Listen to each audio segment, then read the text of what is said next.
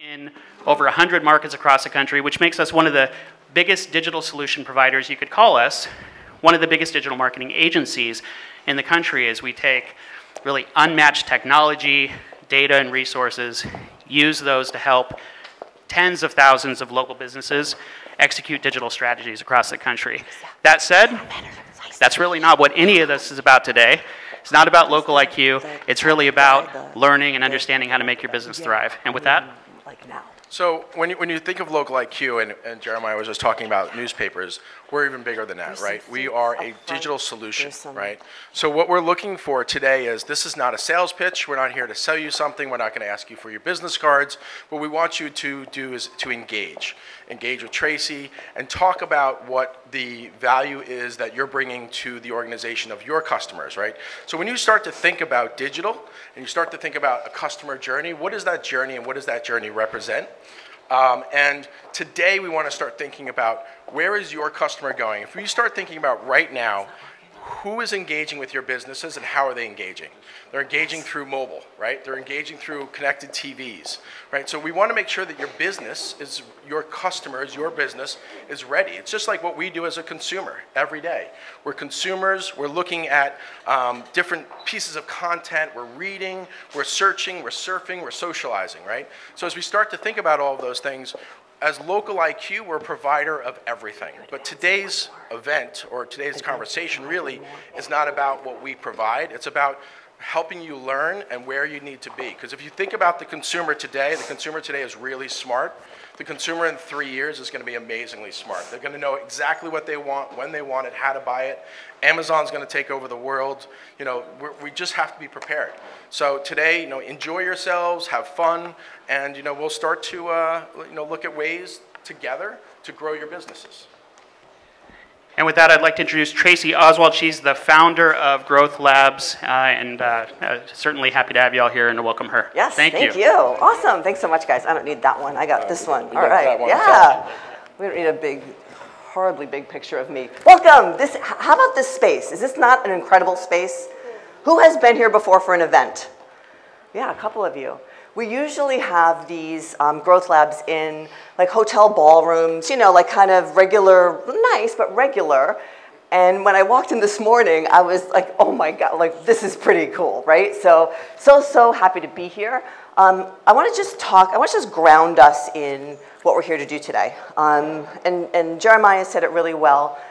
The Growth Lab is about, we only exist in the local IQ umbrella to serve you. We are in service of business owners and leaders all across the country. We connect them to ideas, to experiences, and to experts, all designed to help you guys grow. So, you know how like when you go to a seminar and the person up on the stage, AKA me, says that there's no sales ask at the end, but there really is, and it kind of like they backdoor the sales ask. Who can relate? Yes, nod your head if you can relate. Yes, yeah, see, yes, I love it. He's waving in the back.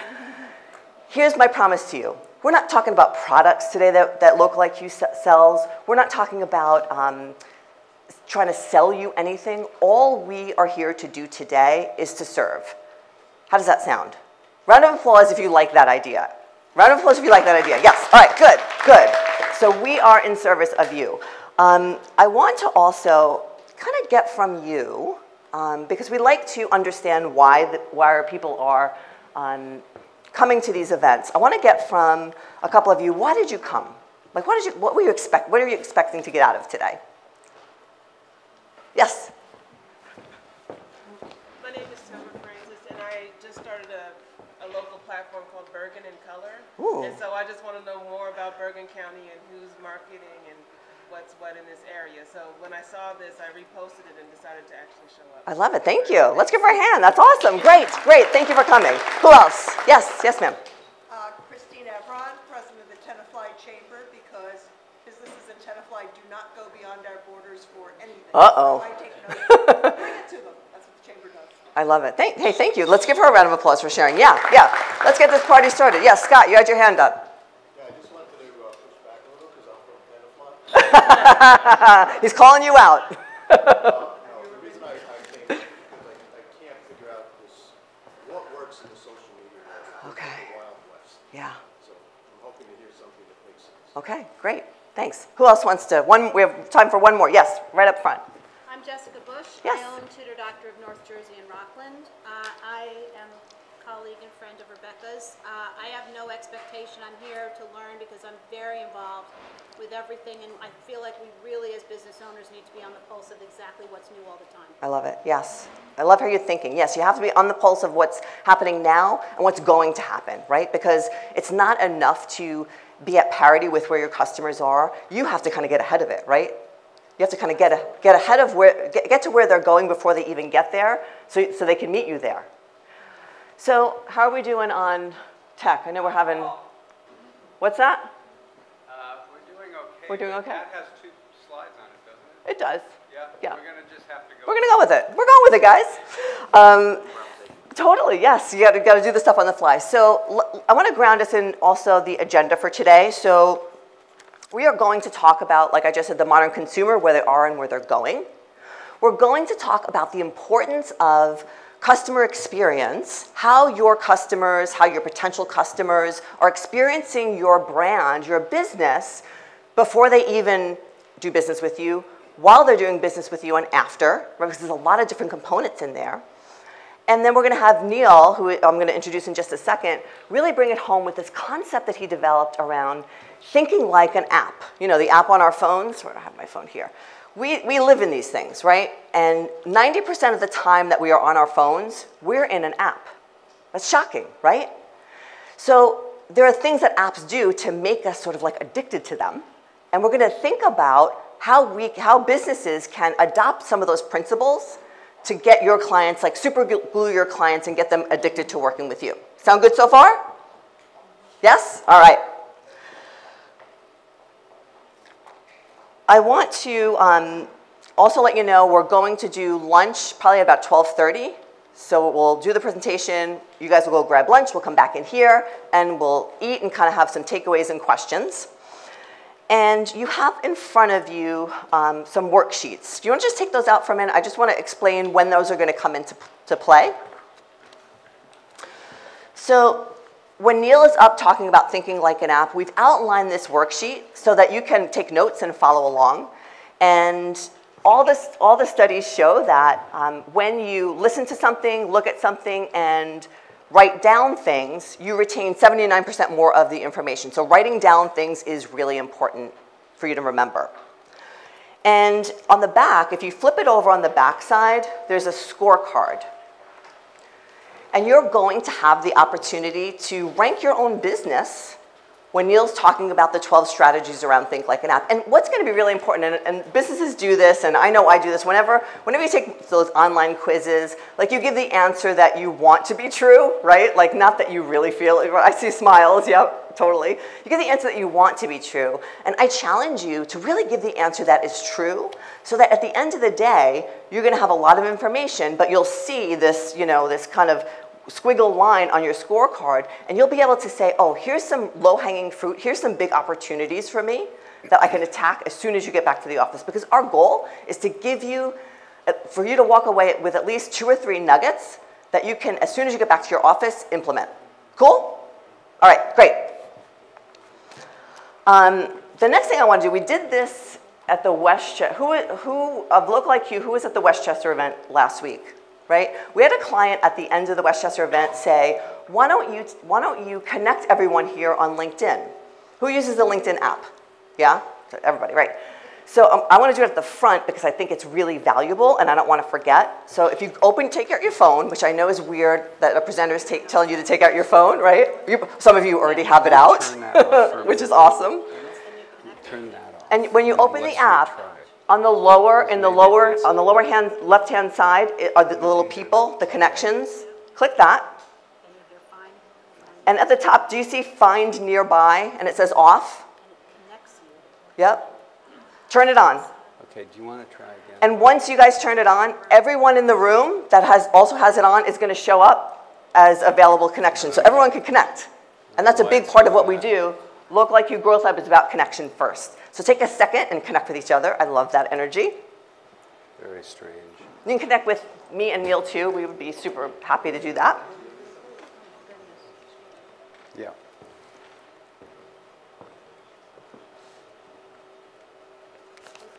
Cool, everyone connecting? Yeah? Love it, love it. No email though, just LinkedIn. Good? Sweet? All right. We good over here? As soon as everyone looks up, I'll know that you guys are done connecting, at least for now. Cool. All right, the next thing I want to do, because Scott, you talked about social media, right? What is so important these days is on social media is video and pictures, right? That really, and for those of you who are in marketing, I know there's a couple of ad agencies and marketing directors here from different companies. Pictures and video specifically are really, really important. So we're going to do two things. First, I want you to take out your phone. If you still have it out, great. Take a picture of each other. Take a selfie. Whatever you want to take a picture of. You did. You already did. These are like the front row students right here. Just FYI. Take a picture, post it, and you could use the hashtag Growthlab Show. Because oh, by the way, we also have a podcast called the Growthlab Show. That would be so cool if you guys subscribe to. And take a picture, post it, or you take a selfie. Did you do it, Matt? Absolutely. All right. I love it. I love it. Sweet. Look at all the pictures back there. I love it, Arch. Thank you. Great. Cool. All right, now I'm going to do a selfie video with all y'all. Cool? But we have to think, it has to be like loud. So we have to think of like what we want to say. So what could be a good thing? What do we say in Milwaukee? Oh, we said, go Bucks, go. But I don't think they want to say that here. Go Knicks, go. What would you like to say? Anything. Raise your hand if you have a good idea. Or else I'm going to just make it up. Go Jersey, go. Yeah? Is that a laugh of yes or a laugh of, dude, I'm not saying that? I love it. I love it. I love it. All right, what can we say? Guys, what is it? Oh, you're, okay. What is it? I can't hear you. Winning. Winning. All right, I like that. So I'm going to do, all right, let me do this. Winning, I like winning. Winning won, you won. I'm going to do a selfie video for everyone, and then I'm going to post it myself, because video, right? All right, so let's practice first. I'm going to do 1, 2, 3, and then we say winning, and then we'll see if that's okay. All right? 1, 2, 3. Winning. Oh, that was all right. Good. Well, let's try it one more time. 1, 2, 3. Winning. All right, that was better. So the third one is going to be like the best. Okay. All right, here we go. Are you guys ready? 1, 2, 3. Winning. Woohoo! Yes. All right, thank you. Give yourselves a round of applause for that. Great. Thanks for playing. So good. Okay. I want to invite my partner up to the stage. Neil Polachek is an independent industry observer. He's a consultant, but he's in the room with companies like Google, like Facebook, like USA Today. And he consults with these companies around the local business landscape and digital. So his expertise is like the cross-section of local business and digital and tech. So he's absolutely the right person to be on this stage today to talk about this with you guys. He's been the CEO of BIA Kelsey. He's going to talk a little bit about that.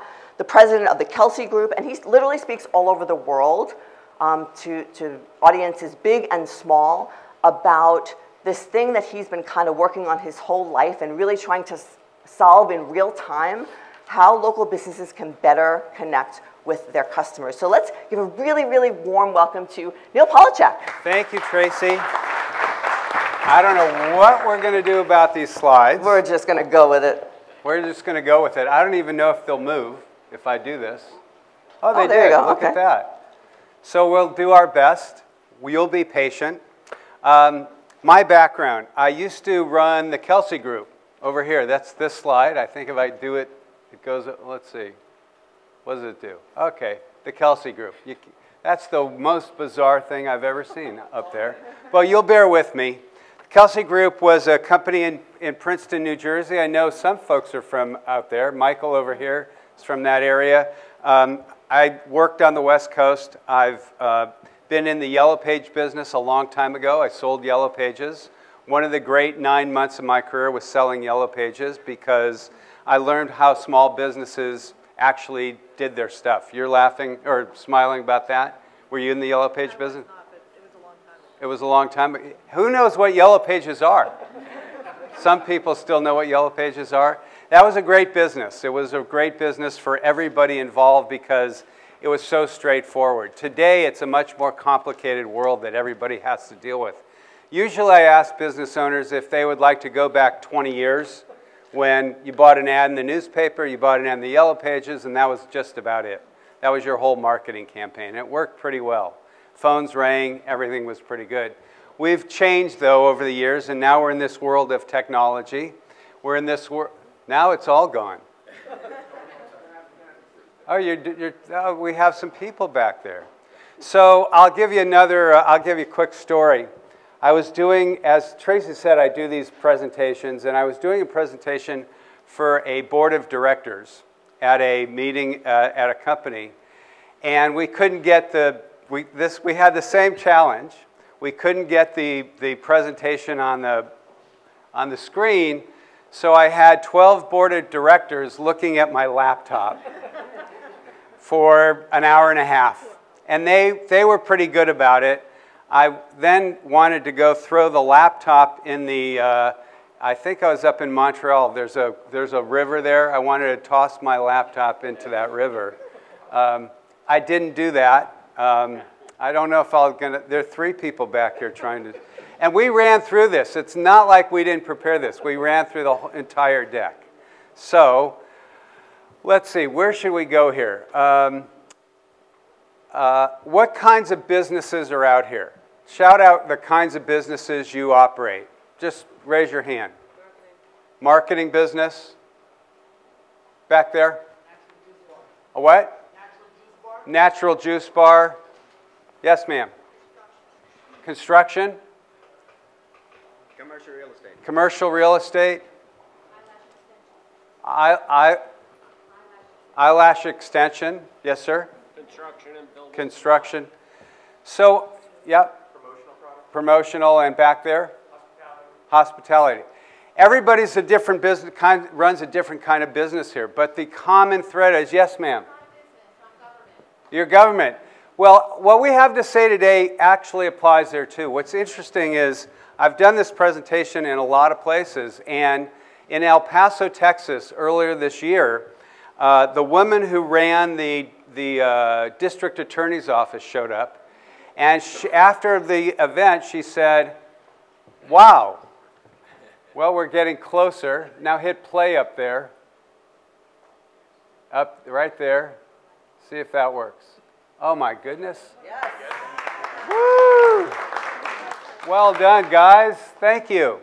So anyway, I'm going to finish. So district attorney woman says, wow, everything you said today, I've been trying to tell our offices, because this is the way the modern consumer has to be dealt with. Okay, we're going to talk a lot about the modern consumer, because that's who we are all trying to address. The modern consumer is a very different cat than that person 10 and 15 years ago. And in fact, we are all modern consumers, and we have very different expectations than we had years ago. So, the Kelsey Group, Yellow Pages, that guy who ran Zip2 was a guy named Elon Musk, so he was a client of ours. Who knows what Elon Musk does today? Yes? How many of you drive a Tesla? Any Teslas?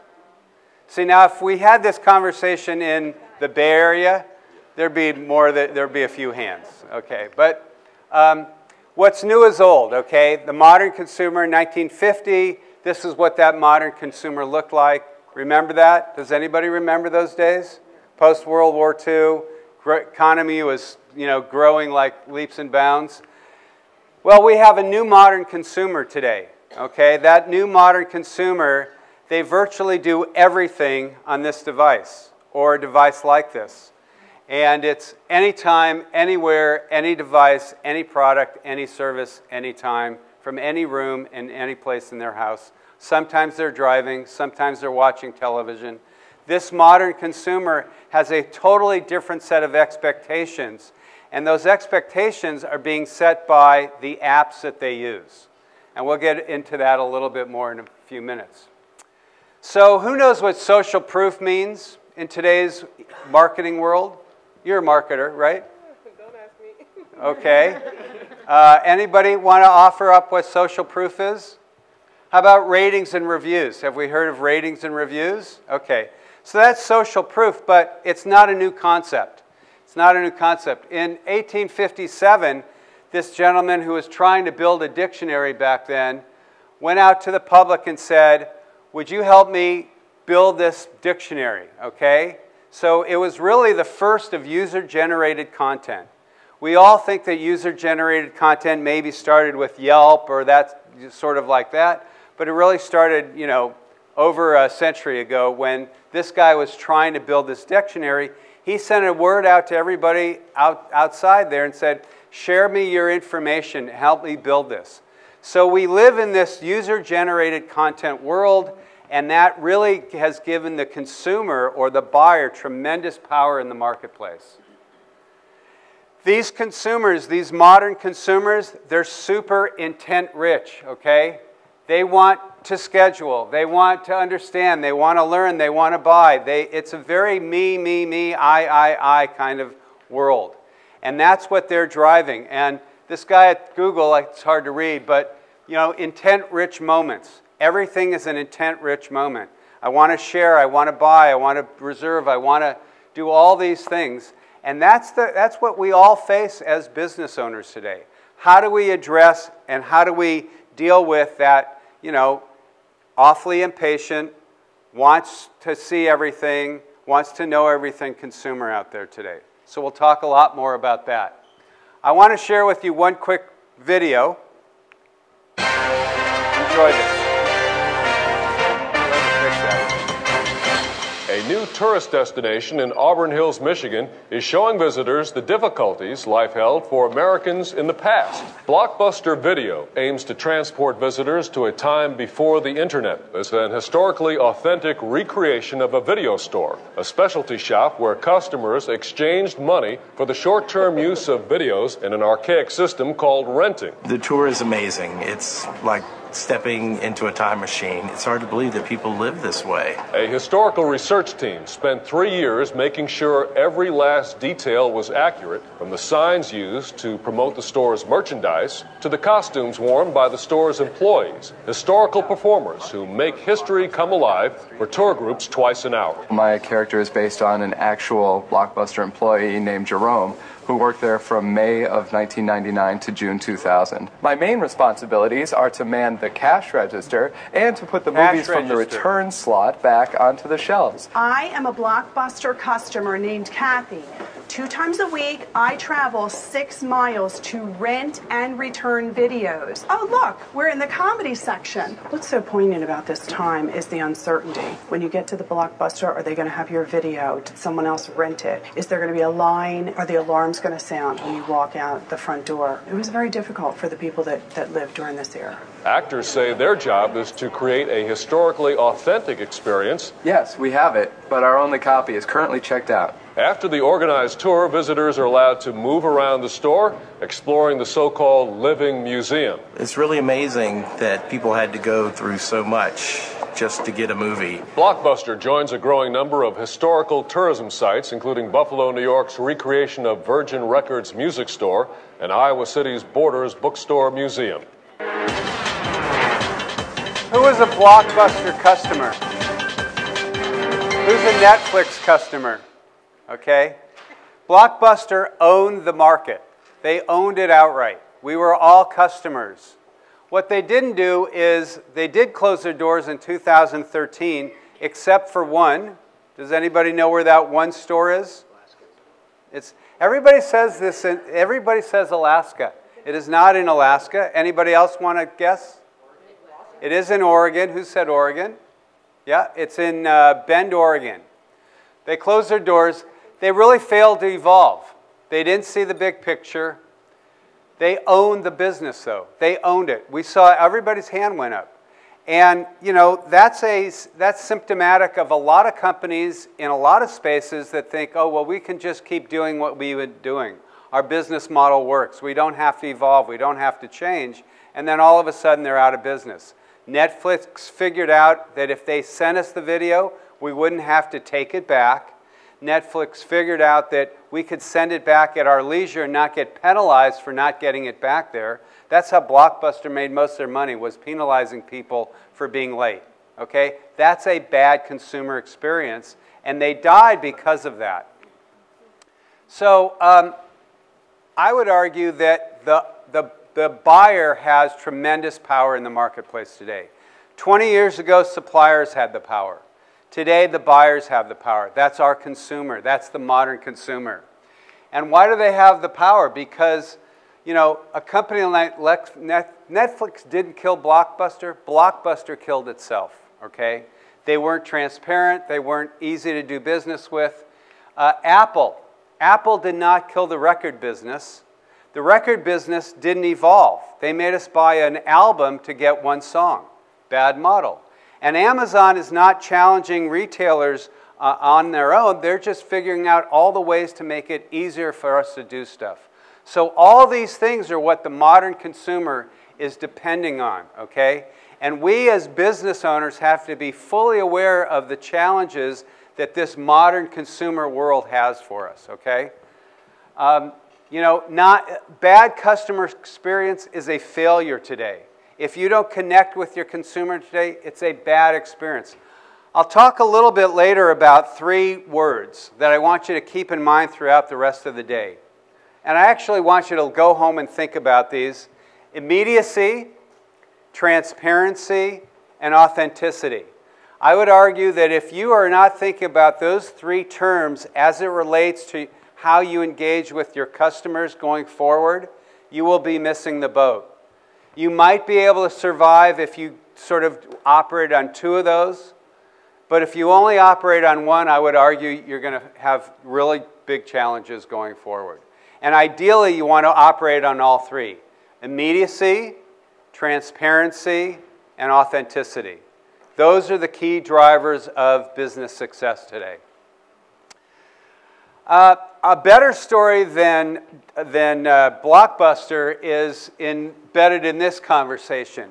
Who here plays the stock market? You guys? Okay. Some people, some women play the stock.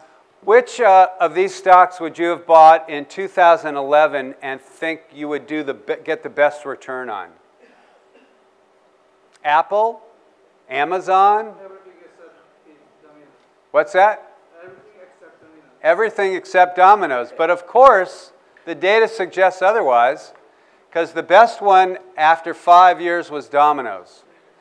Domino's figured out that they were going to deploy technology and become, you know, completely radically change their business.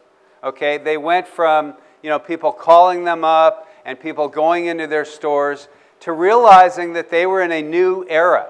They had to become really a technology company that sells pizza, not a pizza company that used technology. And as a consequence, they've grown their digital orders, not even 60%. We had a woman in South Carolina at one of our events. She worked for Domino's. She said it's now 85% of their orders come through some sort of digital platform that's not a telephone. Okay? That's not a telephone. So Domino's totally understood how they had to transform their business. Quick story. Andre here and Tracy there, they do the podcast. I was listening to their podcast, Growthlab podcast, and one of them was about being crisis ready, and it's a very, very interesting podcast. I looked at the story of Chipotle. Okay, about a year ago, Chipotle had a very bad set of circumstances hit them with some food poisoning stuff. How many of you heard of that? Everybody's been to Chipotle, I suspect. Stock went down to like $383 a share. Market value went down to $10 billion. New CEO comes in and in a year has reestablished that business and spent much of the year modernizing that business with their app and how they engage with their customers using their app and loyalty programs, okay? So that business is now a $20 billion business versus a $10 billion business a year ago. What did they do? They rapidly addressed the crisis issue because they were crisis ready. And secondly, they realized that they had, in order to compete in today's market with today's consumer, they had to be much better on their mobile experience, much more aggressive in thinking about the app experience as it relates to their customers. So two examples of companies that have really leveraged technology in terms of mobile technology and app technology to be successful. We'll go into a quick question and answer thing.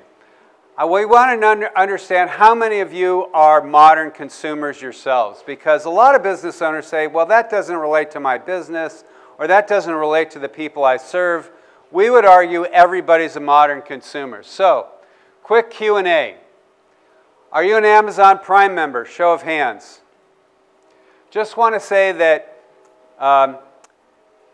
everybody writes about Amazon, and Amazon's going to take over the world, and everybody's hand going up just sort of puts an exclamation point on that. I don't know that they're going to take over the world, but they are clearly having a large impact on how we experience a lot of things in this world. You are all Prime members. How many of you use ratings and reviews to pick a service or our products? Okay, we're all part of this modern consumer world. How many of you actually write reviews? It's actually a smaller number write reviews. It's very interesting. How many of you have shopped on your phone? How many of you are shopping on your phone right now? A couple of you, of course. How many of you use Uber to get here? How many of you use Uber or Lyft at all? Okay, we are all modern consumers. How many of you prefer to text over voicemail? So let's do a little poll here. I believe texting is sort of the next wave of how we communicate as business owners, because that's what the new generation of consumers, but we're all part of that, prefer. So, you, sir, how many unread emails do you have on your phone right now? Unread emails? 2. That's amazing. I have like 5,000. 9,000, okay. 9,000 unread emails. Who has an unread text message on their phone? You do? Oh, you just don't get to a lot of stuff, I guess. But most of us read those text messages. In fact, 74% of consumers say they have 0 unread text messages on their phone. Okay? That is how the immediacy I talked about earlier, that's immediacy. All right? So, and voicemail. How many of you like to leave a voicemail? You like to actually leave a voicemail? You like to leave them? How many of you like to listen to voicemail? 0. So how many of you still use voicemail as a means of communicating with your customers? Okay? So let's pay attention to that, because I would say later on, I think you ought to be thinking of ways to kill your voicemail. Because I think today's modern consumer, it's not immediate enough. It's too latent of an experience. It's too late by the time I get that voicemail. So, and does the last one, does poor customer service make you cranky? Who's that? Everybody? Yeah. So you're all modern consumers. That's who we're dealing with. They're all out there. We all need to figure out better ways to deal with them. So with that, I want to turn it back over to Tracy for a few minutes to talk about customer experience. All right. So before we, and this is going to be, I'm going to bridge the gap. Neil did a great job of sort of laying out the modern consumer, what their expectations are, yeah? Let's give him a little round of applause for that. Really great job. We're going to talk for a couple of minutes about customer experience. Before we dive in, though, I want you guys to take 2 minutes at your tables, and I want you to talk about the best customer experience you ever had as a consumer with a company. So the best customer experience, talk at your tables, and we're going to do a little bit of sharing. So go. Ryan, how are you, Ryan? What do you do? Neil, can you turn off? Yeah. combined sales and marketing strategies for mid to large-sized companies. Also do a bit of motivational speaking and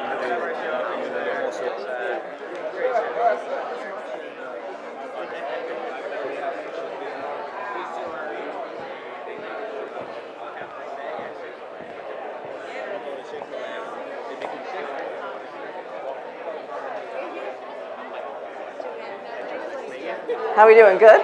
Good? All right. Love it. That's different? Yeah. Yeah, I think it was. All right.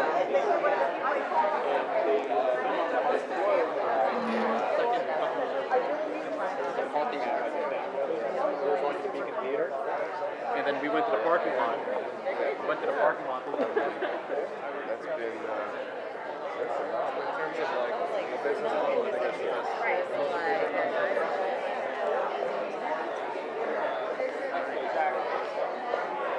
And on Monday,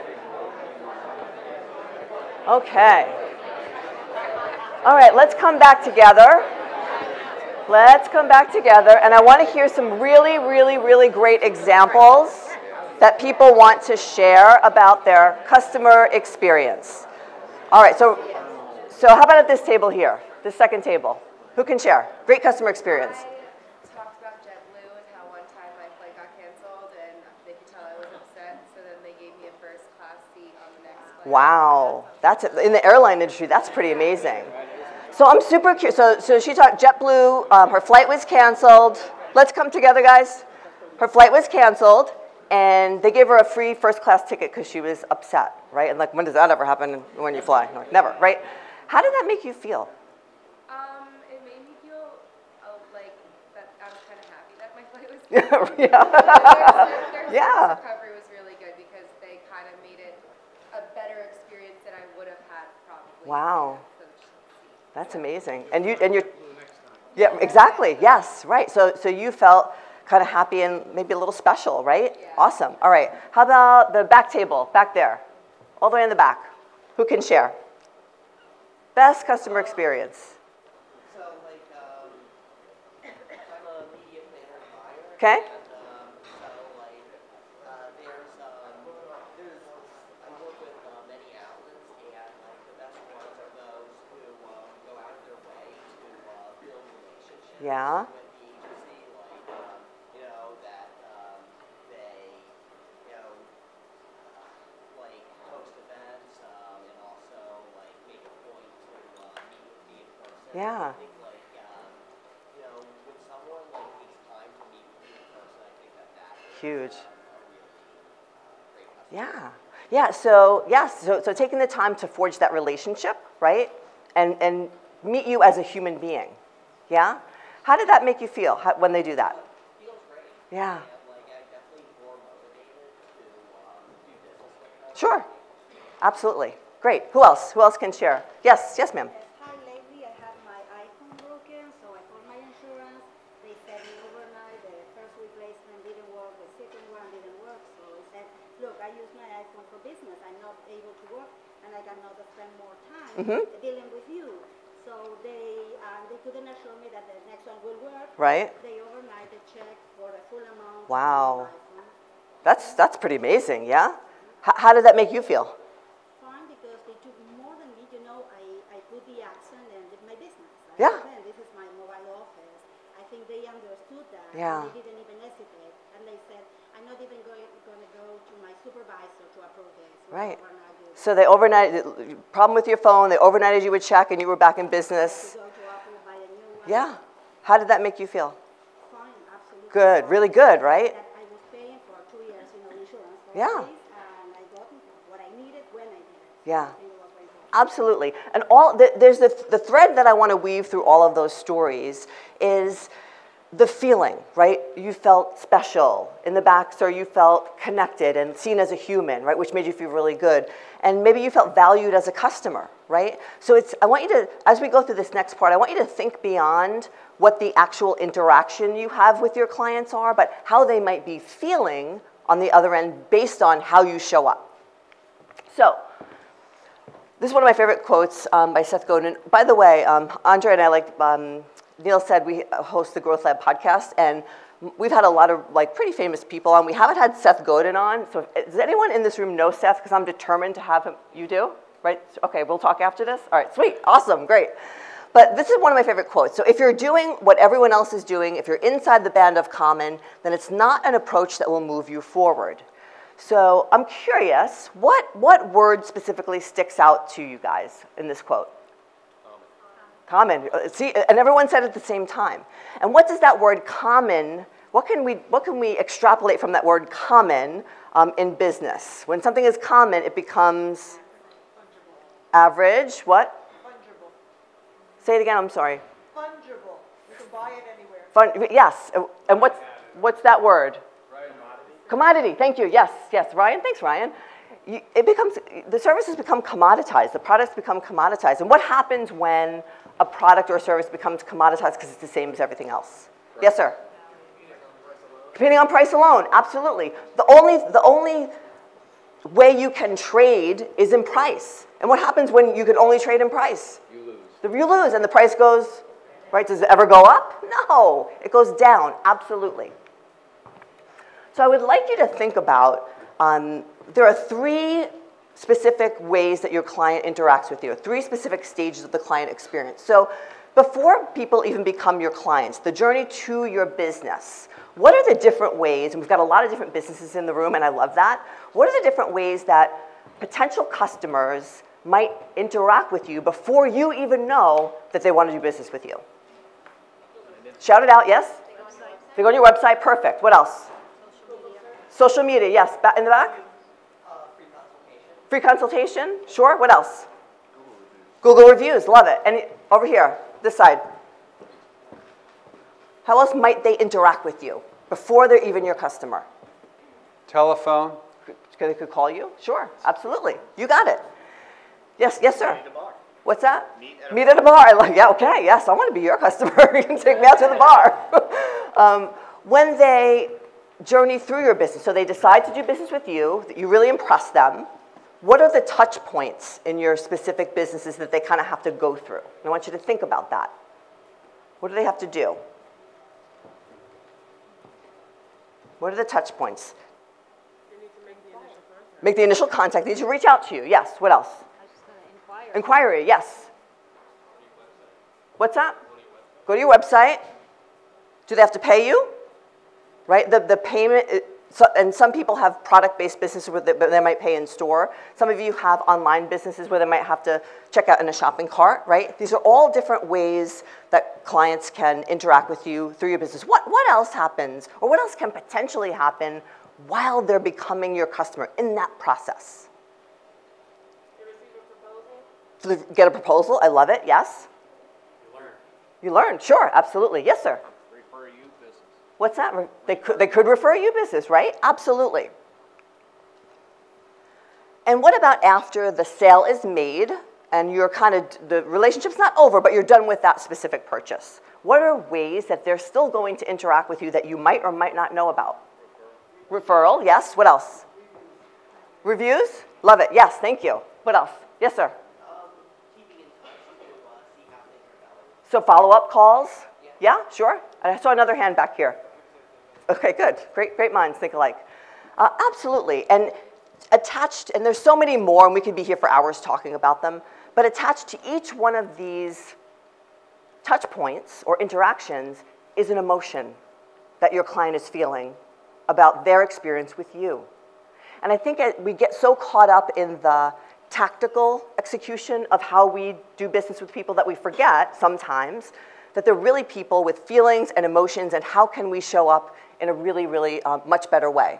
So this is just one example, and this is actually Neil. So I don't know where he went, but he's in the back. So like do this so they can, like from the back, so they can see it's actually you.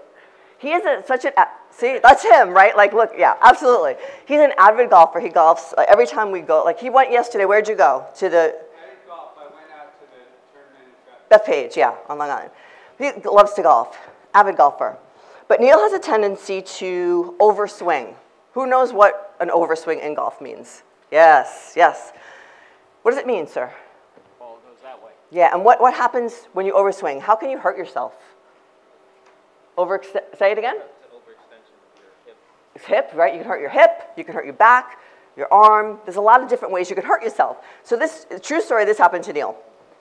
A couple months ago, he was golfing, he overswung. We tracked like what he did online and how he, I don't want to say looked for a business, but how he shared his journey to find pain relief or a result for his problem. So first, he goes on Facebook because he loves Facebook, and you can connect with him there too, to ask his community, to ask his people like, hey, like I was golfing, I had pictures, I hurt my back, what should I do? You know, should I go to the doctor? What do you guys think? Then he went to Google because he wanted to find out about it was his back, it wasn't his hip, like you suggested, Ryan, but for Neil, it was his back. What muscle might I have pulled, right? And then he goes to the dreaded WebMD. And you all know, right? Like, you go there and you have 14 diseases, you're probably gonna die tomorrow. Yes, totally. So then he got a little scared, and then he went to YouTube to find out, maybe there's some, he still doesn't want to go to the doctor because, you know, men. He still doesn't want to go to the doctor. He wants to find exercises he could potentially do to relieve his pain. So you see where I'm going with this. Every journey, and this is just one specific client journey, and the business where he finally ended up had no idea he was doing all of these things because he wasn't interacting with the business proper. But the point of this is there are so many options, and it can feel overwhelming to know as a business owner, where should I be showing up and how should I be showing up? And like Neil said, with immediacy, with transparency, and with authenticity to meet my customers where they might be.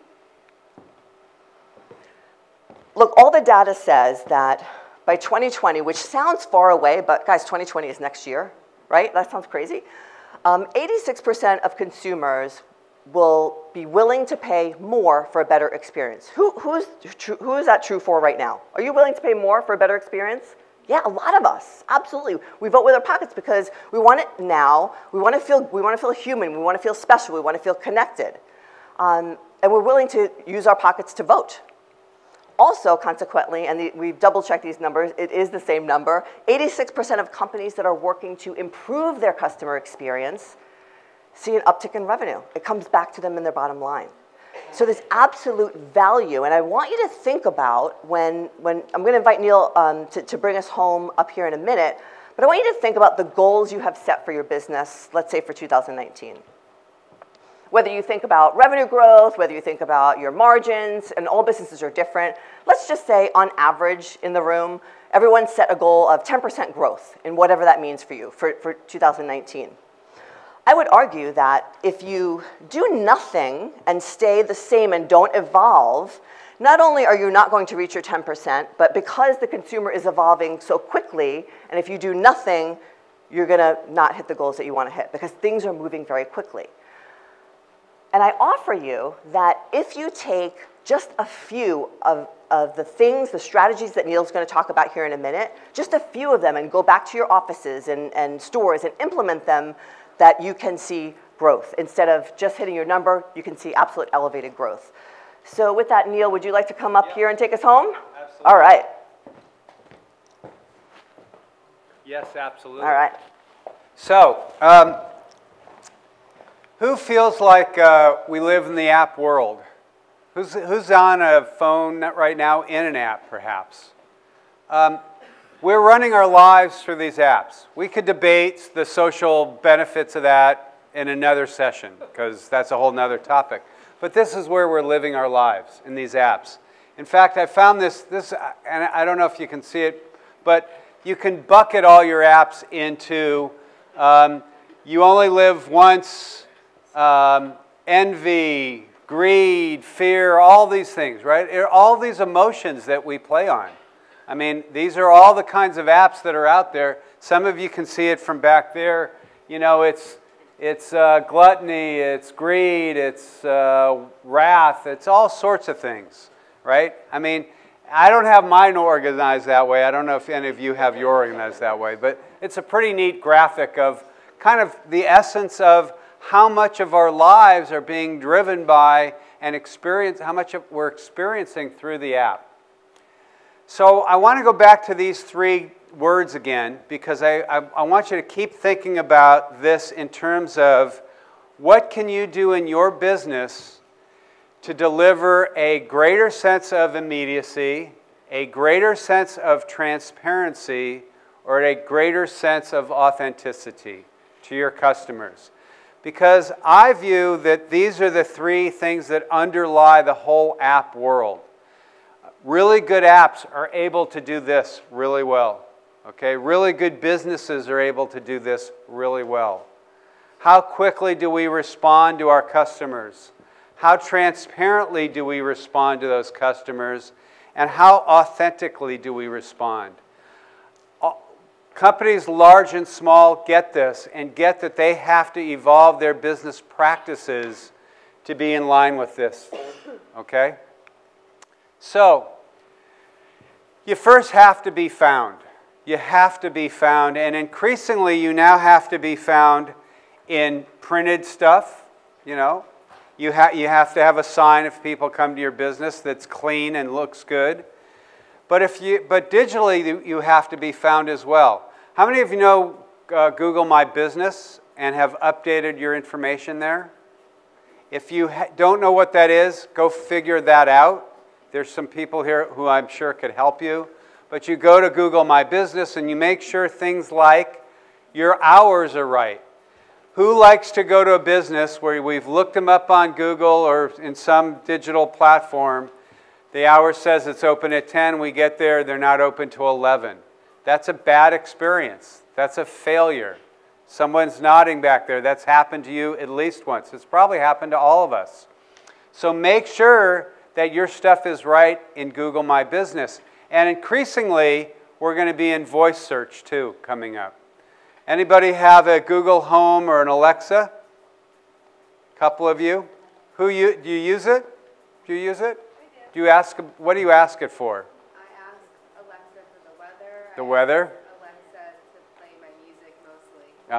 Do you ever ask Alexa, like, is Comforts, which is a restaurant near me, is it open yet? No, I haven't. Okay, so a lot of people are starting to do that kind of stuff. And if that information's wrong, right, then that's a failed experience for the consumer. So be thinking about how well your information is up to date in these platforms. Really critical going forward. What's your brand story? Tracy talked about you don't want to be commoditized today, right? You don't want to be a commodity business. You have to tell an authentic story. What is your unique story? What are you trying to convey to the consumer that's unique about your business, that's different from somebody else who makes pizza or somebody else who does eyelash extensions? Maybe it's that you have some health check thing or whatever it is. I mean, what's that? Private suites, right. Everybody's got to figure out what their unique position is. It used to be called unique selling property, USP. Now I think it's more about authenticity. You know, how does you as the business owner show through whatever is going on in your presence, so to speak. And humanize your brand. What I mean by that is I log on to my United app on my phone, and it says, "Hi, Neil." Okay? United has millions of customers, and it's got my information. United is spending an enormous amount of research and development money trying to make that app on that phone my destination for all my travel experiences. They want that to be the center point, okay? So, and it knows me and it knows my preferences. Do you know your customers' names? Do you know your best customers' first names? Do your employees know your best customers' first names? If not, what are you doing to get them to know their customers' first names? There's a quote up here from Dale Carnegie. Remember that a person's name is to that person the sweetest and most important sound in any language.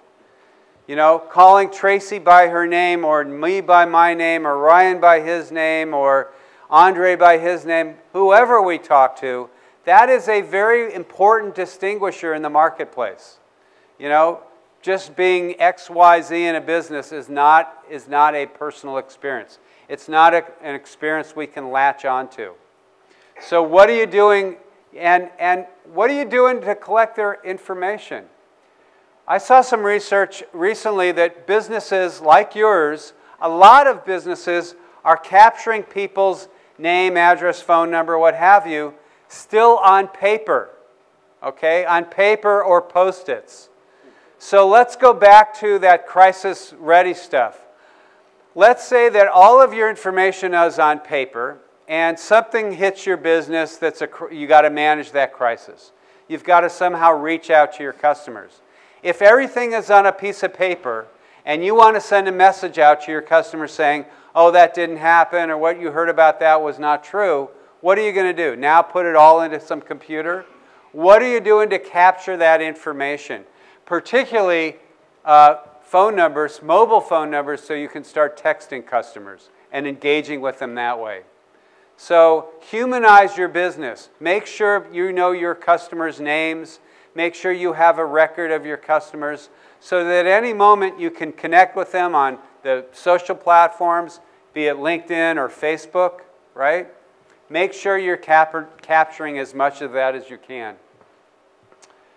And so how are we doing so far?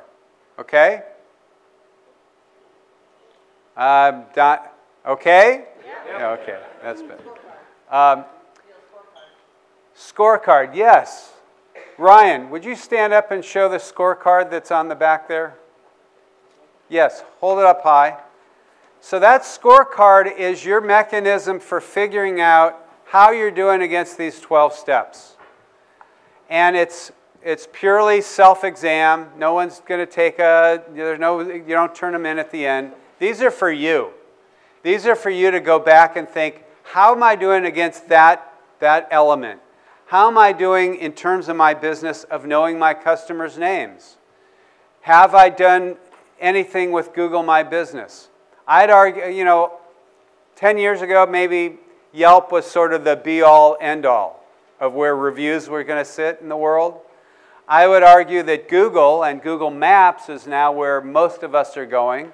I often ask the question, where's Yelp today? You using it more? Who's using Yelp more today than you did a year ago? You are. Who's using Yelp less than you did a year ago? Yeah. You like, huh? I receive 50 calls a day from them. From Yelp? Yep. Yeah. Oh, to sell you something. I think you were saying hooligans. Hooligans. So imagine if you're a marketer and your number is very aggressive for almost all of your clients. Yeah. What happens to you? Yeah. So Google My Business, Google and Google Maps are where all these reviews are going to be housed going forward. So be sure you're always open, okay? How many of you have tried to use an app and it says we're closed? No apps are closed, okay? There's no voicemail on apps. There's no, we don't work from 5 to 8:30, okay? Doesn't mean you shouldn't have to, I'm not saying you should work from 5 to 8:30, 5 at night to 8:30 in the morning. But I don't think sending customers to voicemail is a good experience and one that will keep you, competitive going forward. So think about chat, okay? Who here has had a good experience with chat? Yeah? Ryan, tell us about it. Speak up a little bit. So when I was living in Baltimore for college and I was staying in student housing, they used a platform called QuickPay. Uh-huh. It allowed me to pay my rent through a portal on the internet, and they also had somebody that you can talk to in the case that something happened. So if there's like an error or a payment didn't go through, you can talk to them right there without having to go to the actual property management office. When I had a problem with cable, that's the problem. I use the chat. And it's pretty good. Yes, it's getting pretty good. Chat is getting really good. Chat is getting good because there's machine learning out there, and we're all asking a lot of the same questions, and then they can figure out how to solve those questions. I would urge you to be thinking about, can you deploy chat on your website that makes it easier for your customers to engage with you, gives you a little bit more information about what they're looking for, and then you can respond more effectively with them. Okay? Chat is pretty interesting, or there are receptionist businesses now. I think voicemail is a thing of the past. I think, you know, I usually say kill your voicemail. That's up to people. It's their preference, but I really think turning off that voicemail and thinking about other ways to engage with your customers so that it's transparent and it's immediate is really critical. Easy access to your business, okay? What is your TSA pre? Do you have a TSA pre? Do you have a fast way of people signing up and doing business with you? I read this whole study about consumers this was with banks and insurance companies, and the biggest frustration among consumers is filling out forms multiple times, okay? So, you know, do you have a TSA pre thing in your business to rush people through so that they get the attention, they get the service, they get the product you want? Amazon, you know, look, Amazon is defining all this stuff. We're redefining it over and over. 2-day, Prime used to be 2-day, now it's going to be 1 day, okay? They think about this stuff relentlessly. Amazon we may think of as a shopping engine, but Amazon is really a business process management business. They continue to break down the processes that break down for us, and they rebuild them over and over and over. Surface tracking. Okay, this is really critical, I think, and this is something we're going to do a little breakout in a second. You know, who has the Domino's app on their phone? Do you watch the pizza being built? What's your name? Liz watches the pizza being built on her phone. There's no shame in that. Who has Uber on their phone? Everybody, right? Do you watch the car coming to you? Okay. Okay, so these apps are incredibly good at surfacing information. So I would ask you, so we had this conversation in Greenville, South Carolina. A gentleman raises his hand. He says, well, I'm a moving and storage guy, and I think what you're saying, Neil, is this. He says, I get 25 calls every day from my customers wondering where my stuff is, okay? It's being shipped from, let's say, Greenville, South Carolina to the West Coast. Every day I get 25 calls. They want to know where it is now. He knows within 500 feet where all of their stuff is. He says, I have it in my computer. I'm going to turn this around. I'm going to send them information that says your stuff is in Little Rock, your stuff is in Dallas, your stuff is in Phoenix, it's now in Los Angeles. And I'm going to save a bunch of time. I'm going to be proactive with my customer and give them the information. I already have it. I'm just waiting for them to call me and answer the question. I'm going to eliminate that process. I'm going to make them more engaged with me because now I'm sending them proactively, preemptively information. So take 3 minutes and think about what data you have in your business that you could share with your customers real time. Could be, you know, there's a guy who does, you know what car spa is? Does anybody know what a car spa is? A car spa. This is where you take your car, you get it wrapped in some crazy stuff, and then it's like a spa for cars. Anyway, he does these cars every day. He takes a picture every hour of the process of how the car is being wrapped to engage the customer. So think about in your business what information you could share proactively with your customer to engage them. 3 minutes. Spend some time talking to each other. See if you can come up with some ideas.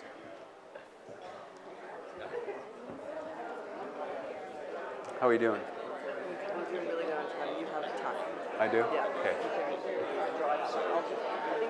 going to put out lunch like just before 12:30. So 7, it's about 12:10.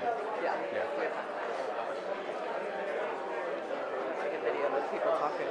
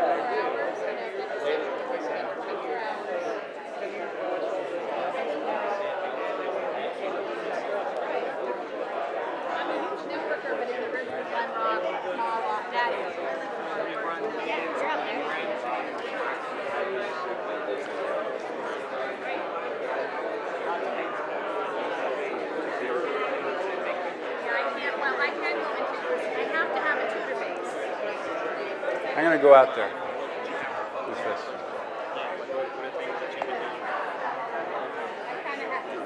Okay. Okay, everybody. I'm going to put a couple people on the spot and see what they've come up with. Pablo. Hi. So tell us what kind of business you own and what ideas you might have come up with to data you could share. We do refinishing of kitchens. We work with kitchens and furniture. So we were talking and discussing about how can we divide that process in steps and share it with our clients online, just like Domino's does.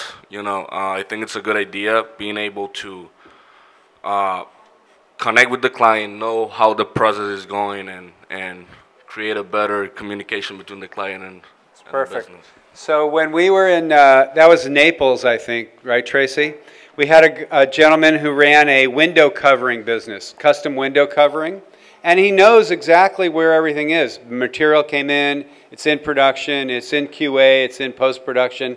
He said he was going to start sending a message saying, your materials have arrived, they're in production, you know, they're being manufactured, they're now in QA, they're now being shipped. So, yeah, go ahead. We were just discussing that, like, as workers, we know the steps that we follow, but the clients don't. And then they're in the dark. Yeah. And now you get calls all the time. Where is that? Where is that? By communicating those steps, it's going to improve the business. It's 100%, 100%. How about somebody over at this table? Egan? Sure. Hold the mic. You can hold. And you can drop mic too if you want. I wouldn't want to break anything. So I work for a fine jewelry business. So buying jewelry, not so much we can do that with, but we do service watches and repairs and Rolexes. And especially with a Rolex, it's like an 8-week process. So it would be great if we could like text them to let them know when it's going out to the service, what's actually being done, when it is expected back, and all of that stuff, and estimates and all that. Perfect. You know, there are companies that do auto repair now, auto service stuff, that are now sending pictures out that show the customer, you know, here's your brake pads. You know, you have no more brake pads. You need those replaced. Everybody's thinking about how to be proactive with this customer because the customer demands some transparency. 8 weeks is a long time. I give you my Rolex, and 8 weeks later it comes back, and I have kind of no clue what's going on there. Okay, no clue. So it's a great idea. How about over here? Anybody? I mean, go ahead. We're a marketing company, and basically this is what we do to implement for our clients, to automate the processes. Yeah. So we just try to match one of the biggest things that clients want are exactly for the user portals. When people, for example, we mostly do the healthcare. Yeah. And they want to see like the process, what's going on, and where. But the problem is most of these softwares are separate software. So you have to log in first here, and then you go log out, and log in somewhere else. So basically, we're trying to achieve that, to bring everything into one user portal, where a client can track everything in one place. I bet you have Rebecca, you could share an idea. Tell us the kind of business you're in. I work at the Habitat for Humanity Restore that's open in Westwood. So we collect donated furniture and we sell it at our store, and we use all the proceeds to build affordable housing here in Bergen County. We have a very limited marketing budget since we're a nonprofit, so we use Instagram and Facebook a lot to post donations that come in, some of the neat things that are there, and to try to, you know, get customers to come into the store and share how much you've raised and how much you're giving away and all that stuff.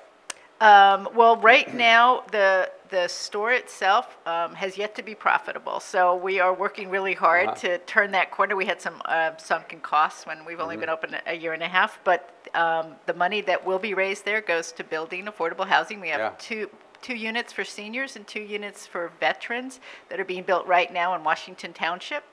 And so we're working hard to, we get a lot of donations because people Google what to do with your furniture. Yeah, but you could share the progress, potentially, of those houses with the donators. So that they know, oh, I gave you guys $5,000. Yeah. Now I'm seeing the progress of how that's being used. Yeah, no, that's a great idea, too, for the people who donate the furniture to send them the housing. Thank you. Thank you, Rebecca. Let's do one more over at this table. Steve. Nice to meet you. Nice to meet you, Steve. Nice presentation. Thank you. I'm actually gonna build on one of the points you made too. So okay. And show the efficacy of it. So my brother and I own a digital agency, and our primary service is website development. So as a website developer, we focus on project management. And as a project manager, you have to have a 6-phase process to delivery. But to build on the point about chat itself, we've seen it hands down with a client of ours, retail client. If you haven't done it, I recommend Facebook Messenger. It's the easiest to implement, right? If not, then we also recommend, there's third parties out there, but at least get it out there. And we've seen the efficacy of people asking us, and we've seen an uptick in customer service issues. Yeah. Right? And then from there, once you take it to the next level, you can put in a third-party app, and then focus on putting a net promoter score on it. Yeah. A 0 to 10. Yep. Right? So again, I think everything, regardless of what business is, treat it like project management, right? And that's where you can practice the service tracking. Great. So thank you. Thank you, Steve. So hopefully you will walk away with a few ideas about what data you can share back with your customers in maybe not real time, but as you know, time goes forward, so that they have a better sense of where you are in the process that relates to them. I had this conversation with a pain doctor friend of mine, and his job is to move people from 350 milligrams of pain medication down. And he said, but this doesn't apply to me, Neil. And I said, well, aren't you trying to move them from 350 down to 250, down to 100, down to 0? He said, yeah. I said, well, you could share that path. You could share those results over time about how you're moving them down that curve. So I'd argue that there is a piece of data in everybody's business or a process that can be shared proactively that will engage those customers in a better and more differentiated way going forward. I also think you have insights about the category you are in, okay, the business category you're in, that you can share additional insights with your customers. What could you send them that would make them smarter just about something? Let's say you're in the pool and spa service business. I don't know if anybody's here in that business. There's often someone. And you said, you know, studies show that if everybody in the United States or around the world dropped their pool temperature by 1 degree, the X amount of energy that would be saved. Or, you know, just some things like that that make your customer a bit smarter. Okay? Asking for feedback, asking for mid-course feedback. We all go to restaurants. We often go to nice restaurants. When we go to a nice restaurant, they don't come back after we've eaten our dinner and say, how's the dinner? How was the dinner? They come back midway through dinner, maybe after the main courses have been served, and they ask us, how is it going? They want to address any failures before it becomes a review on Yelp, right? Okay, they want to address it before that. What are you all doing in the process of a project for your customer where you're asking them mid-course, how are we doing? How are we doing? Maybe not a formal review at that point, but how are we doing with you all? How's our customer experience going so far? And then connections. You know, we all talk about these devices being connections, and you know, Facebook is such a great connection device, and I say that's true. I can wish the girl in the 3rd grade who I had a crush on, I can wish her happy birthday many, many, many years later. I haven't seen her in many, many, many years. That's kind of connection. But I think as local businesses, you can do an even better job of connecting your customers. Sponsor an event and invite your best customers and tell them to bring a friend to that event. Maybe it's a barbecue. You know, maybe it's a picnic. Maybe it's an in-town movie event. Find some way to get your best customers to bring one of their friends who is probably a lot like them, which would probably mean you would get another potential best customer. Okay? Find something that helps us connect. These devices are great about connecting us in sort of the virtual world, but you have businesses where you can connect people in the literal, in the physical world. Do something with that. And then at the end of the project, be sure to ask for feedback. How many of you asked for a review today? You don't ask for one. Oh yeah. No. How many of you routinely ask for reviews? Verbally? Do you have a platform? What do you use? Yeah. I work for Berkshire Hathaway at the Realtors. Either in person after the sale, asking them, and then we always send them a follow-up email with a link to our Google site, just so they don't really have to do much work. And it works, right? I mean, if you deliver great service, you should make sure that your social proof is out there, okay? Either ask them, find a platform that helps you do it to make it easier for them to do it. There are many platforms out there. There are many good solutions for that. But make sure you get that feedback because you're doing something for them. You need that feedback so you can have that social proof. And if they don't like what you did, you have a way of addressing it before they tell 100 friends, okay? You have a way of addressing it up front and being proactive about that and fixing it, okay?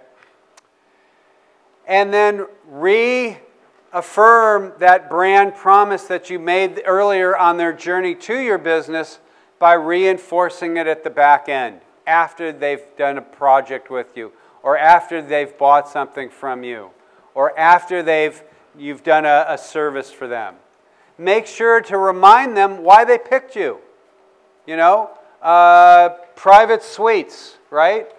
The eyelash, private suites. Remind them why they came. Reinforce that brand positioning that you were working so hard. We think about it always up front, but after the fact, because they're going to tell somebody what a great experience it was too. And then finally, what loyalty programs do you have in place today? You know, my United thing is my loyalty program. You know, they track my miles and, you know, they do all sorts of stuff. What do you have in place in terms of building customer loyalty? Okay, do you have a program in place? I often told this story about there's a cake place, birthday cake place in the Bay Area where I live. It's called Susie Cakes. So we bought, you know, and most of their business is, you know, Friday, Saturday, Sunday. We bought cupcakes for a kid's birthday party, or maybe it was mine, I don't remember. Probably mine. And the birthday cake was, I mean, the cupcakes were expensive, and they were kind of dry. Oddly enough, Monday morning, I think it was Hannah calls, and I actually picked up my phone. I didn't know the number. She says, "This is Hannah from Susie Cakes, Neil. How were the birthday cakes?" Okay? This is Monday, making a phone call to a customer over the weekend. They probably make 100 of those every Monday. And I said, "Well, Hannah, you know, the cakes were a little dry, frankly." She said, "Oh, I'm so sorry to hear that. I'm sending you a gift card for the amount you spent on those cupcakes." Okay? That they put in a process to call their customers. They know they're important events. They know that you buy birthday cakes, not just run-of-the-mill, and it's why they can charge 2x of what the grocery store charges for the same thing. Okay? That's part of the way they distinguish themselves. It's how they are not a commodity cake baker. They're in fact you know, they've elevated their game above that. And sometimes they fail and they fix it quickly. So, 12 items, couple caveats. I don't expect anybody to go out and do everything differently tomorrow. What I hope you do is think a little differently about how you run your business. Think about 3 words relentlessly, because I think if you don't, you will be left behind. Immediacy. What can you put in place to be more immediate with your customers? Transparency, how can you share a little bit more about something with your customers? And authenticity, what is it about your business that is unique and more compelling than your competitor's business? If you don't think about those things relentlessly, I think you will be challenged and it'll be hard to continue to be successful. So I would really urge you to think about those 3 things all the time, these 12 steps. And it doesn't mean you go build an app, okay? This is not about building an app, but it's about thinking that all these consumers out there are in their phones all day long, they're in their apps all day long, and they're being trained to expect a different experience. And Amazon's training us, and United Airlines is training us, and all these big companies are retraining the consumer about what they should expect from you all. And you have to stay with them to be successful. With that, I think we do a few of those things, we take back some control, and what's the most important thing you can get out of life? A little bit more time, I think. So thank you very much, and I'm going to turn it back over to Tracy. Awesome. Very cool. Yeah. Good stuff. All right, so we have a really great lunch for you guys right behind those big curtains. So why don't you go out, get some lunch, get something to drink, come on back in here. We'll start eating, and then we'll do some Q&A and wrap up. Cool? All right.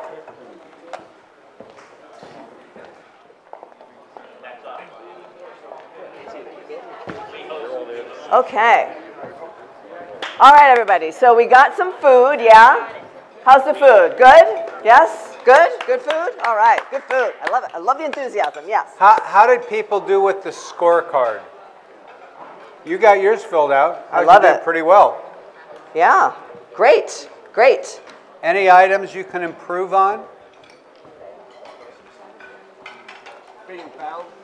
Yeah, being found is important because it all starts there. Sharing progress. Sharing progress, love it. Love it. And ask for more feedback. Yeah. Feedback, yes, great. We would love to, we're going to wrap this up because we know you're busy. We want to get you out here at 1 on the dot, but feel free to stay and mingle if we're here. We've got to be here anyway, so I'm happy to have you stay and talk. We would love to get, because in order for us to keep serving you guys, we would love some feedback about what really resonated with you and things that you might, like your biggest takeaways. And what were your biggest takeaways from today? First, that would really help. So biggest takeaway. Yes, sir. Steve. Nice, Neil. I think mapping the customer journey. With that as well, just linearly just following the process. Yeah. That was fantastic. I love it. Great, Thank you. great. Who else? Takeaway. Yes, in the back. Understanding the modern consumer. And I'm just curious, what was, in understanding the modern consumer, what was your like, oh wow, I got to do something here? I'm a modern consumer. Yeah. So the way, I go about looking up, product, services, and all that, and kind of, using that. As your mindset. Yeah. That mindset. I love it. Looking at back to our business. Yeah, great. Thank you, thank you. What else? Yeah, and I would not assume that because maybe you serve a market that is older, that they're not modern consumers too. My 92-year-old mother is texting me all the time. and so, and she goes to Google and she finds stuff on YouTube. Yep. So age is really not a factor in saying someone's a modern consumer or not, is what I would say. Yeah. Don't be misled by that. I love it.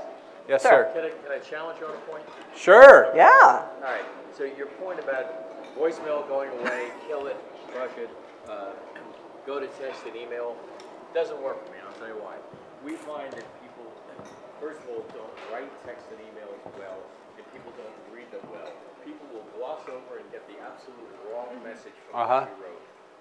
So this gentleman's saying I'm wrong about voicemail, and what I would say is, I don't think you're not substituting one for the other. You're maybe augmenting one with the other is maybe a better way to think about it. I think you have to be able to engage text-wise with your customers. My dentist, he's been my friend since the 3rd grade, and he lives literally a block away from me in the town where I live in California. And for 5 years, I was saying, Dan, don't leave me a voicemail about my appointment. I'm going to miss it. I don't listen to my voicemail. Finally, he moved to a texting platform to remind his patients about their appointments. Data, more than 60% of consumers would like to do scheduling or appointments via text, okay? That's the data, more than 60%.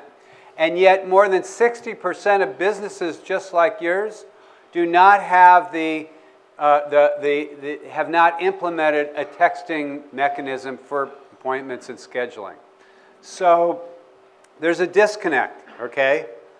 This generation, all generations, they want to be reminded about something, maybe not a whole conversation in text, but reminded about an appointment is very valuable. So I don't disagree with you entirely, but I do think texting increasingly is how the consumer will engage. Great. Other takeaways? Yes?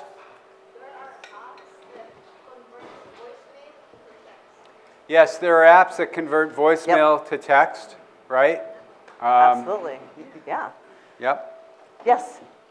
I think my biggest takeaway was immediacy, transparency, authenticity. Yeah. You get the award. Yes. You get the prize. I was telling Rebecca, this is really crazy, but this is how I am. I woke up this morning and I had to do a presentation at the Ridgewood Chamber of Commerce. And I had taken out a certain slide that was very personal to me. And I woke up in a word that was authenticity. Wow. And I added back into my thing this morning about my authenticity. And I put 2 pieces of my artwork back into the presentation. Wow. And then to me, that just solidifies that that's what it's all about. Thank you so much. That's great. Yeah. Yeah. I mean, you know, this was actually new to the presentation. Those 3 terms, we put it in a week ago, maybe. Yeah. But I've been talking about it, and it just struck me that those are really uber important. Those three words, because immediate means I respond, because we're in a responsive intent world now. Transparency means, you know, Southwest Airlines, transparency. Like, there's no, fine print is over. I mean, the companies who put fine print stuff in their stuff, they're going to fail. Because the consumer's like, no, what is the price? I don't want all the other fine print, right? Fine print is done. And authenticity, to your point. Yeah. Why are you special? Yes. And then. Yeah, one here, there, and then we'll wrap it up. Yeah. Yes. I have to disagree with authenticity. One of the best salespeople I saw had a story how she was the artist of her hand-beaded items, and each one was unique. And of course, on the table, you could see that there were 3 that were identical. But she sold an immense number of, because she had a story as to why she was unique. Even though she wasn't truly authentic. Right. But she had an authentic, well, we could debate that too. Yes, sir. So don't do that, right? Well, two more comments. One here. I work with a company out of New York, and they work with universities for fundraising. And they finally got into this one university, and they've been competing year after year and always lose. They switched to this company to do text messaging. On the first day, it's a 10-day tournament. They raised more money than they ever had in a 10-day tournament. Okay. Yep. Text messaging is where it's at. Next, sir. I was just going to say a classic example of a failure of that is Theranos. Yes. Theranos, yep.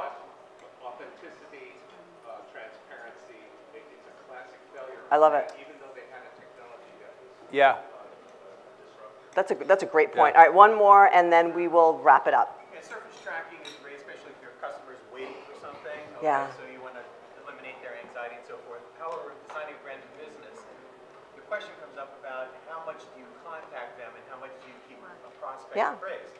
Where does it go from keeping them involved in what you're doing and asking them for the next step so that you can help them versus bugging them because you're in contact too much? So you can't calm Yeah, so here's what I'll say.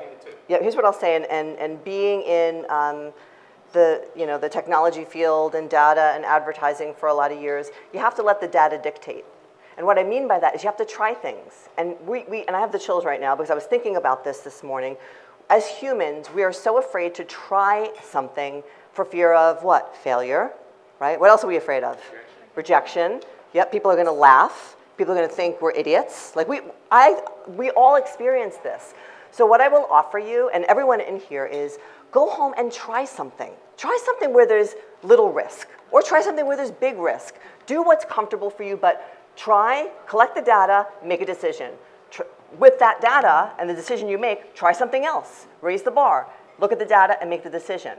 Because if you wait to understand all of the steps to get from here to here, you're never going to take the first step, because there's no way you can know what's going to happen throughout that journey. You're going to learn things you never set out to learn that might be really great for your business and understanding where to go. But unless you're in action and look at the facts and take emotion out of it, which is hard, right? Because these businesses are your babies, right? It's hard to say, I'm going to try something and, you know, maybe I'm going to fail and maybe people might laugh, but you know what? I'm going to get data.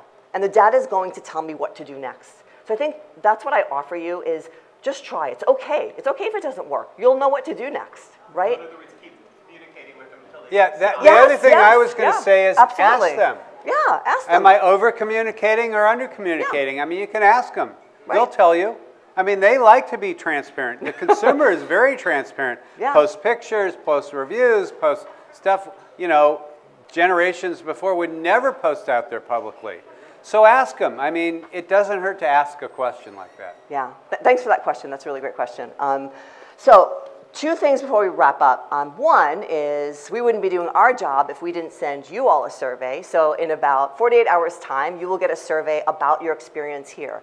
And look, the more honest, transparent, authentic, and immediate you can be in returning that survey, it helps us get better. And all we are doing is we are trying to serve, and we're trying to educate, and we want to connect, engage, and inspire you to take those actions that might feel fearful and that might feel like a risk.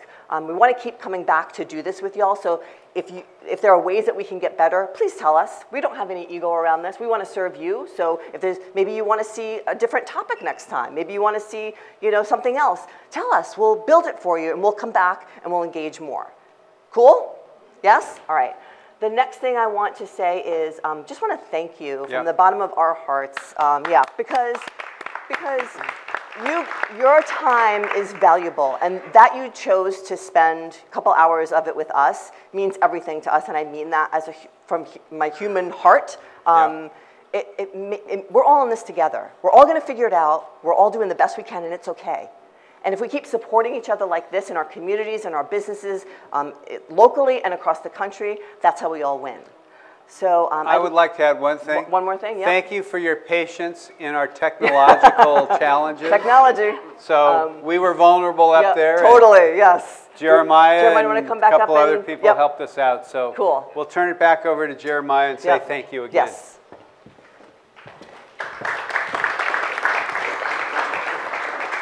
All right, well, I again echo thank you everybody for being here, and in keeping with our commitment up front, absolutely no other words about our company other than that, we're always here to help. So we wish you all the best. Good luck taking these actionable concepts that you've heard about today and using them to help make your business that much more effective. And if there's ever anything that our staff at Local Like You can do to help with that process, don't hesitate to reach out. Thanks so much. Have a great day.